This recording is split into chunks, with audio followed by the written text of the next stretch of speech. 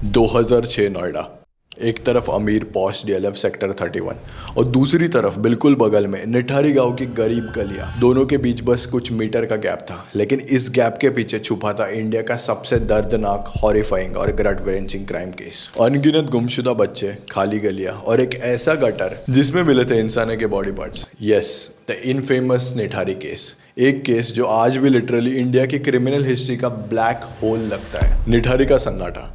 निठारी कोई crime capital नहीं था, वही मिडिल क्लास वर्कर, दिहाड़ी वाले कामगार और छोटे मोटे दुकानदार। लेकिन 2004 और 6 के बीच बच्चे रेगुलरली मिसिंग होने लगे। उनके माँ बाप थक गए कंप्लेन कर करके, लेकिन नोएडा पुलिस का रिस्पॉन्स, आपके बच्चे यहाँ वहाँ घूम गए रहेंगे, या दोस्तों के साथ कहीं चले गए होंगे, या फिर किसी लड़के या लड़की के साथ भाग गए होंगे। वही typical zero urgency, zero accountability वाला एटीट्यूड। ऐसे ही 16+ मिसिंग कंप्लेंट फाइल हो चुकी थी इन 2 सालों में उस एरिया से, पर एक्शन ना के बराबर। भारत में वैसे भी गरीबों की जान की कीमत उन्हें दिए गए मुफ्त के राशन से भी कम मानी जाती है। इन सारे गुमशुदा बच्चों के केसेस की मिसिंग रिपोर्ट्स दर्ज की गई थी, पर एफआईआर। गरीबों के बच्चों का गुम हो जाना इतना सीरियस वैसे भी कौन लेता है। पर फिर आए पायल के माँ बाप। उनकी बच्ची मई 2006 में गायब हो गई थी, लेकिन अक्टूबर 2006 तब तक बार बार पुलिस वालों के पीछे लग कर भी कुछ नहीं हुआ। तब वहाँ के डीआईजी सर को मिलके उन्होंने एफआईआर लिखवाने का प्रेशर डाला और फिर ऑफिशियली शुरू हुआ सर्च फॉर पायल। यह पहला केस था जिसमें एफआईआर रजिस्टर किया गया था। डिस्कवरी, वो दिन जिसने सब बदल दिया। 29 दिसंबर 2006 2 बच्चे फुटबॉल ढूंढ रहे थे। ढूंढते ढूंढते फुटबॉल नहीं मिला, पर गटर के पास उन्हें दिखी एक बड़ी सी हड्डी। आगे उंगली जैसा शेप था। पहले उन्हें लगा जानवर का होगा, बट नहीं, ये इंसानी हड्डी थी। पुलिस आई, गटर खुदवाया और जो निकला ना, उसने पूरे देश को हिला कर रख दिया। Skulls, bones, clothes, body parts, 1-2 नहीं, बहुत सारी। पूरा निठारी एकदम पैनिक मोड में चला गया। मीडिया ट्रक एक के बाद एक आ रहे थे। क्राइम सीन देखकर सीजन जर्नलिस्ट तक शॉक हो गए। इस स्टेज पर आपको पुलिस डिपार्टमेंट की नाकामयाबी का पहला दर्शन चाहिए तो ये देखिए। ये हाल था जब बॉडीज डिस्कवर की गई थी। कहाँ है डू नॉट क्रॉस वाली लाइन?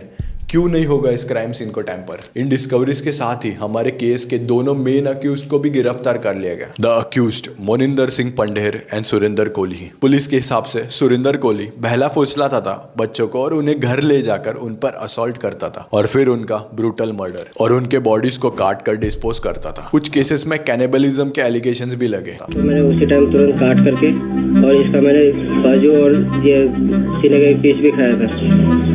अच्छा, हाँ जी, जो मैंने घर में ही मतलब किचन में बनाया था। मीडिया ने सुरेंदर कोहली को निठारे मॉन्स्टर का लेबल कर दिया और मोनिंदर सिंह पंडेल को well of businessman with dark side. But यहाँ से कहानी सिंपल नहीं बल्कि मैसी हो जाती है। इन्वेस्टिगेशन के कुछ क्वेश्चंस। पहला, डीएनए प्रोफाइलिंग कब हुई थी? लेट, बहुत लेट। जब डिस्कवरी हुई थी फॉरेंसिक प्रोटोकॉल्स फॉलो ही नहीं हुए थे। मीडिया क्राउड, पब्लिक क्राउड सब घुस गए थे। Evidence contamination at max level. दूसरा, बॉडीज इतनी ज्यादा कैसे?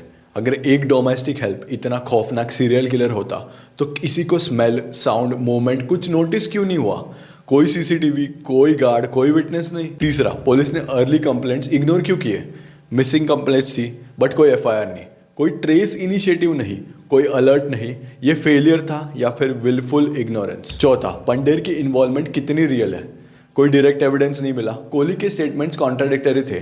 कन्फेशन टॉर्चर में लिया गया या जेन्युइन, ये कभी क्लियर ही नहीं हुआ। मेरे को जो है गलत फांसा गया है। मेरे खिलाफ किसी भी प्रकार का कोई एविडेंस नहीं है और टोटली इस केस में जो है बहुत ज़्यादा अनदेखी करी है। ना तो पीड़ित परिवार ने मेरे पर किसी प्रकार का कोई आरोप लगाया, ना फोरेंसिक जांच से मेरे पर। 2009 पंडेर को क्लीन चिट। 2022 फिर से गिल्टी इन अनदर केस।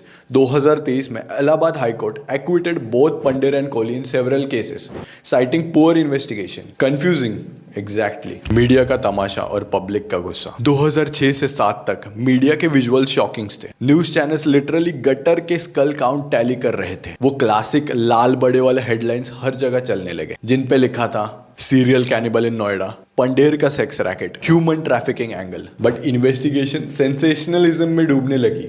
कुछ लोगों को लगा कि ये केस सिर्फ 2 क्रिमिनल्स का नहीं, एक बड़े ह्यूमन ट्रैफिकिंग नेक्सस का पार्ट हो सकता है।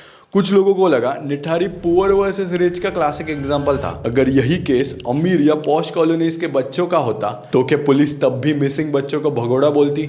आप खुद सोचिए। CBI investigation detailed but directionless. 11 जनवरी को केस सीबीआई को सौंपा गया। सीबीआई इन्वेस्टिगेशन फ्रेश स्टार्ट की पर फिर भी बहुत कॉन्ट्राडिक्शंस आए। कुछ केसेस में सेक्सुअल असॉल्ट नहीं मिला, कुछ में मिला, कुछ बोन्स अडल्ट की निकली, कुछ बच्चों की, कुछ मिसिंग बच्चों के मैचेस मिले ही नहीं। पंडेर का रोल अनक्लियर, कोहली का confession unreliable.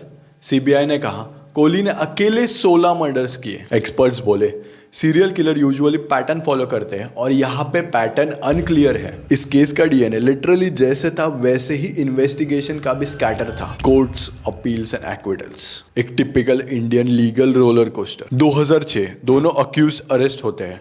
2009 CBI court sentences death penalty to both the accused. 2011 supreme court upholds the judgment, but of course a but. 2009 से 2021 मल्टीपल कन्विक्शंस, डेथ सेंटेंस दी गई कोहली को, पर पंडेर का भी किसी केस में डायरेक्ट इन्वॉल्वमेंट कोर्ट्स में प्रूव नहीं हो पाया। 2018 से 2021 अपील्स। 2023 में Allahabad high court acquits them in major cases due to weak evidence, but some cases are still pending. Case चल रहा है, classic Indian mood. Real questions जिनके आंसर्स आज तक मिसिंग है। पहला, human trafficking and organ trade का एंगल क्यों क्लोज कर दिया गया? लोकल रूमर्स स्ट्रांग थे, बट इन्वेस्टिगेशन का फोकस सिर्फ कोहली पर ही टिक गया। दूसरा, एविडेंस टैंपर हुआ, पर रिस्पॉन्सिबिलिटी किसकी? Crowds allowed on crime scene, forensic error, chain of custody totally broken. तीसरा, अगर पंडेर इनोसेंट था तो फिर उनके घर में मर्डर्स कैसे? अगर गिल्टी था तो फिर डायरेक्ट एविडेंस क्यों नहीं? चौथा, मिसिंग चिल्ड्रंस का एग्जैक्ट काउंट कितना है? 16, 20, 30? डेटा क्लियर ही नहीं है। द कंक्लूजन, निटारे सिर्फ एक क्रिमिनल केस नहीं था, ये इंडिया के पुलिसिंग, फॉरेंसिक, जुडिशरी और मीडिया का डायग्नोस्टिक रिपोर्ट था। और रिपोर्ट सिंपल है, police failed the people, forensics failed the case, media failed the sensitivity, courts struggled with broken evidence, गरीब फैमिलीज को जस्टिस नहीं मिला। निठारी केस बताता है कि जब सिस्टम फेल होता है तो क्रिमिनल्स नहीं, कॉमन पीपल विक्टिम बनते हैं। ये केस सिर्फ कोहली और पंडेर की स्टोरी नहीं है, ये केस है उन अनगिनत बच्चों की जिन्हें सिस्टम ने पहले इग्नोर किया, फिर एक्सप्लॉइट किया, और आज तक उनकी कहानी को क्लोजर ही नहीं मिला। इंडिया को क्रिमिनल से ज़्यादा डर लगना चाहिए सिस्टमिक इनकम्पिटेंस से, क्योंकि यहाँ किलर बस 2 आम लोग हैं जिन्होंने एलिजेडली 16 लोगों को मारा, पर शायद असली कल्प्रिट हमारी फेल्ड सिस्टम है जिसने यह अपने आंखों के सामने होने दिया। तो दोस्तों, ये कहानी थी निटारी केस की। अगर वीडियो अच्छा लगे तो लाइक, शेयर और सब्सक्राइब जरूर करना। Thank you for watching.